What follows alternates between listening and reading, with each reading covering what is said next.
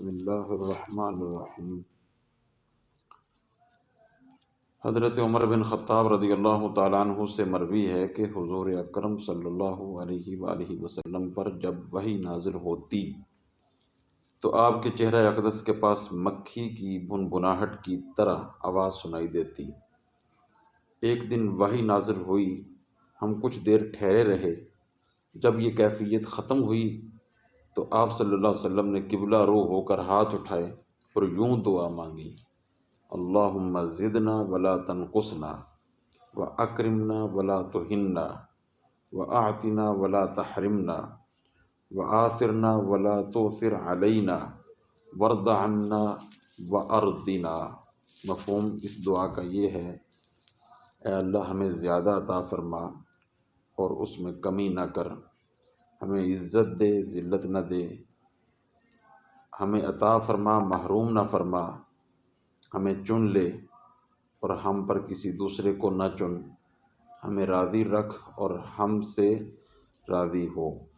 پھر فرمایا: مجھ پر 10 آیات نازل ہوئیں، جس نے ان کو اپنا لیا جنت میں داخل ہوا۔ پھر آپ صلی اللہ علیہ وسلم نے قد افلح المؤمنون کی تلاوت کی، یہاں تک کہ اس کے بعد 10 آیات تلاوت فرمائیں۔ ان 10 آیات کی تلاوت سماعت فرمائیں اور مفہوم بھی سماعت فرمائیں۔ بسم اللہ الرحمن الرحیم۔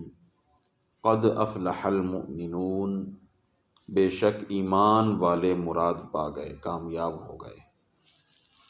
کون ہیں؟ آگے 10 آیتوں میں ان کی صفات کا بیان ہے۔ الذین هم فی صلاتہم خاشعون، جو اپنی نماز میں گڑ گڑاتے ہیں۔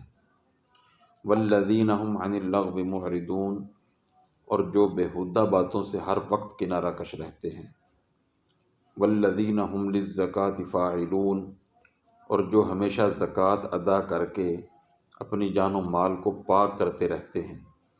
والذین هم لفروجہم حافظون، اور جو دائماً اپنی شرمگاہوں کی حفاظت کرتے رہتے ہیں۔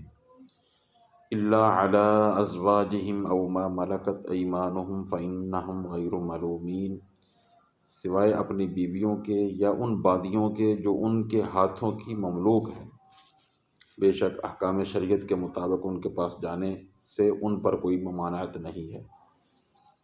فمن ابتغی وراء ذلک فاولئک هم العادون، تو جو ان 2 کے سوا کچھ اور چاہے، یعنی بیویوں یا باندیوں کے علاوہ کسی اور کے پاس جائے، اللہ فرماتے ہیں فاولئک هم العادون، وہی حد سے بڑھنے والے ہیں۔ والذین هم لاماناتہم وعہدہم راعون، اور جو لوگ اپنی امانتوں اور اپنے وعدوں کی پاسداری کرنے والے ہیں۔